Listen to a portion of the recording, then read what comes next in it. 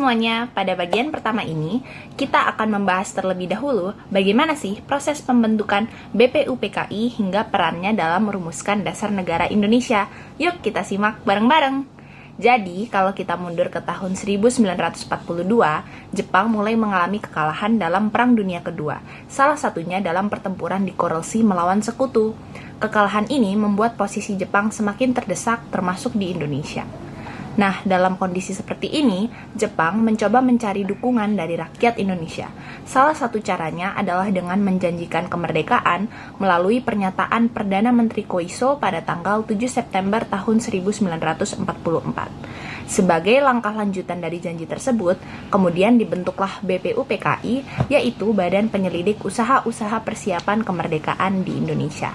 Bagian selanjutnya akan dijelaskan oleh rekan saya. Nah, BPUPKI ini diumumkan pada tanggal 1 Maret 1945 oleh Letnan Jenderal Kumagichi Harada dan kemudian dilantik secara resmi pada tanggal 28 April 1945 di Gedung Cho Sang-in, Jakarta. Badan ini diketuai oleh Dr. Rajiman Wedodiningrat dengan anggota yang berasal dari perwakilan tokoh-tokoh Indonesia dan juga perwakilan dari Jepang tanpa adanya hak suara. Sidang pertama pada BPUPKI ini dilaksanakan pada tanggal 29 Mei hingga 1 Juni 1945, di mana pada sidang ini Dr. Rajiman mengajukan satu pertanyaan penting mengenai apa yang akan menjadi dasar dari negara Indonesia merdeka. Pertanyaan tersebut kemudian dijawab oleh tokoh nasional yang dimana mereka sampaikan melalui gagasan-gagasan yang mereka berikan. Terdapat 3 tokoh nasional, yaitu ada Mr. Muhammad Yamin, yang kedua Dr. Supomo, dan terakhir adalah Insinyur Soekarno. Di mana Mr. Muhammad Yamin ini menyampaikan gagasannya pada tanggal 29 Mei 1945 dengan adanya 5 asas, yaitu peri kebangsaan, peri kemanusiaan, peri ketuhanan, peri kerakyatan, dan kesejahteraan rakyat. Lalu 2 hari kemudian Dr. Supomo juga menyampaikan gagasannya pada tanggal 31 Mei 1945 dengan konsepan dasar negara yang terdiri dari 5 poin. Yang pertama adalah persatuan, yang kedua keluargaan, yang ketiga mufakat dan demokrasi, yang keempat musyawarah, dan kelima keadilan sosial. Lalu kebesokan harinya pada tanggal 1 Juni 1945 Insinyur Soekarno menyampaikan dan memperkenalkan adanya istilah Pancasila dengan 5 poin, yaitu adalah yang pertama kebangsaan Indonesia, yang kedua internasionalisme atau perikemanusiaan, yang ketiga mufakat atau demokrasi, yang keempat kesejahteraan sosial, dan terakhir adalah ketuhanan yang Maha Esa. Nah, keempat, sidang selanjutnya. Nah, setelah sidang pertama, tentu saja proses ini tidak langsung selesai. Untuk menindaklanjuti berbagai gagasan yang telah disampaikan, dibentuklah Panitia 9 yang diketuai oleh I.R. Soekarno. Panitia ini kemudian merumuskan Piagam Jakarta pada 22 Juni 1945 yang menjadi rencana pembukaan Undang-Undang Dasar. Selanjutnya, BPUPKI mengadakan sidang kedua pada 10 hingga 17 Juli 1945. Dalam sidang ini, pembahasan mulai difokuskan pada perancangan Undang-Undang Dasar secara lebih rinci. Pada 14 Juli 1945, hasil perumusan tersebut dilaporkan yang mencakup pernyataan kemerdekaan, pembukaan UUD, serta batang tubuh UUD. Seiring dengan berjalannya proses, Piagam Jakarta juga mengalami beberapa penyesuaian. Salah satu perubahan penting adalah pada sila pertama yang kemudian menjadi ketuhanan yang Maha Esa. Perubahan ini menjadi bagian dari penyempurnaan dasar negara dan Undang-Undang Dasar 1945.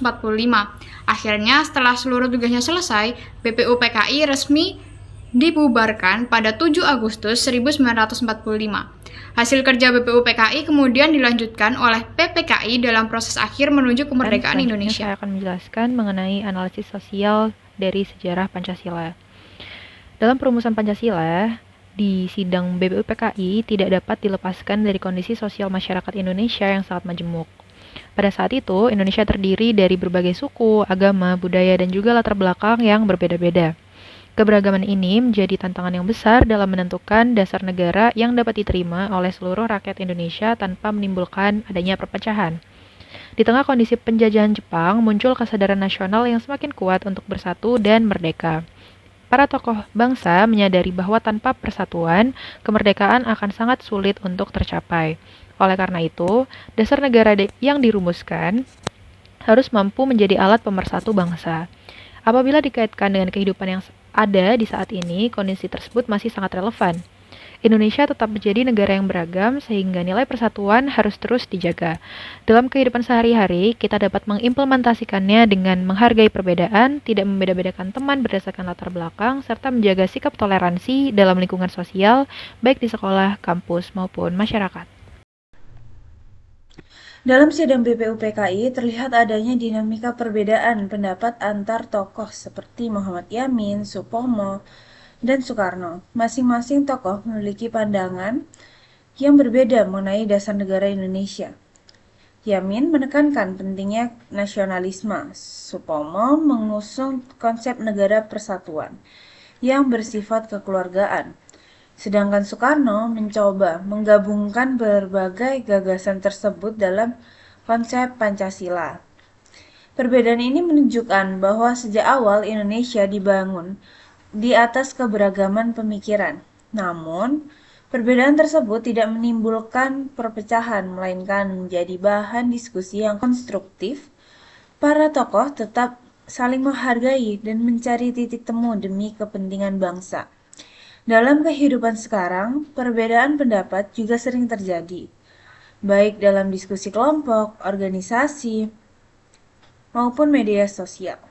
Oleh karena itu, kita dapat meneladani sikap para pendiri bangsa dengan menyampaikan pendapat secara sopan, menghargai pandangan orang lain, serta tidak mudah terprovokasi oleh perbedaan yang ada. Salah satu contoh nyata dari proses sosial dalam perumusan Pancasila adalah adanya kompromi, terutama dalam perubahan rumusan sila pertama Piagam Jakarta. Awalnya terdapat frasa kewajiban menjalankan syariat Islam bagi pemeluknya, namun kemudian diubah menjadi ketuhanan yang Maha Esa. Perubahan ini dilakukan demi menjaga persatuan dan menghindari konflik di antar golongan agama. Keputusan tersebut menunjukkan bahwa para pendiri bangsa lebih mengutamakan kepentingan bersama dibandingkan kepentingan golongan tertentu. Nilai toleransi, musyawarah, dan kebijaksanaan sangat terlihat dalam proses ini. Dalam kehidupan saat ini, nilai tersebut sangat penting untuk diterapkan. Misalnya, dalam lingkungan masyarakat yang berbeda agama, kita harus saling menghormati dan menjaga kerukunan. Selain itu, dalam pengambilan keputusan bersama, kita juga dapat menerapkan musyawarah agar semua pihak merasa dihargai.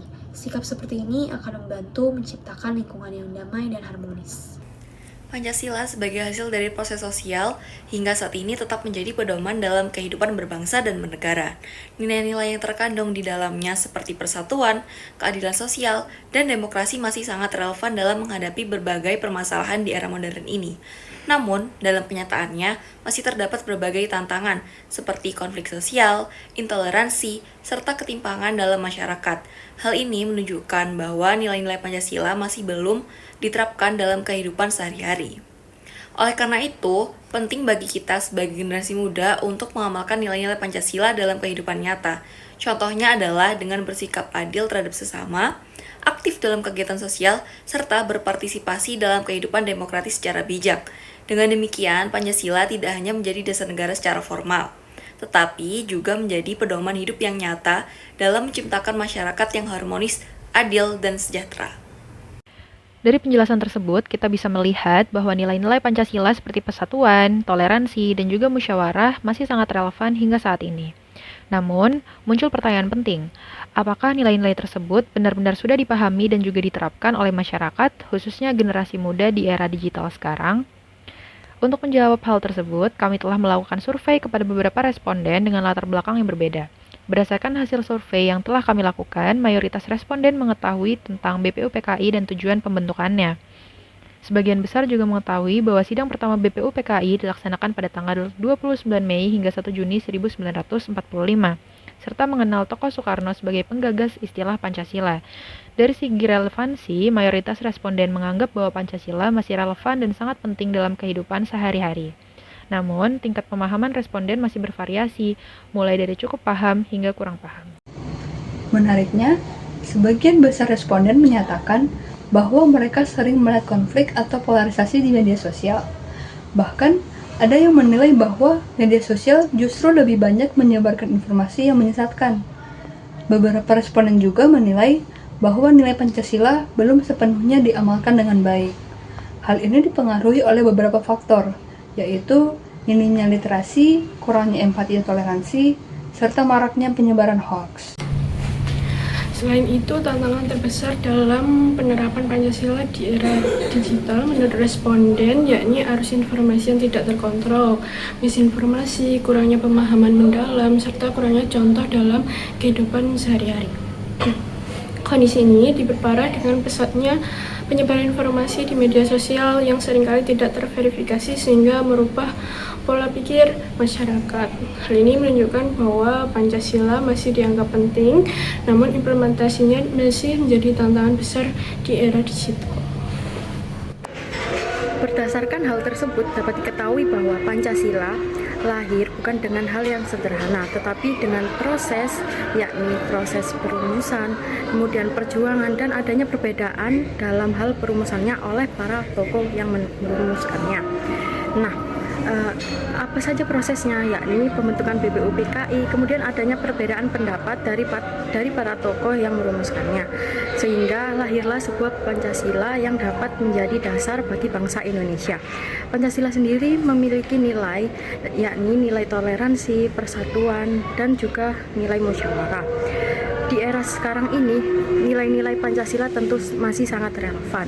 Tetapi pada survei kami membuktikan bahwa banyak sekali orang yang masih memiliki kesenjangan dalam hal pemahaman dan juga pengimplementasian Pancasila.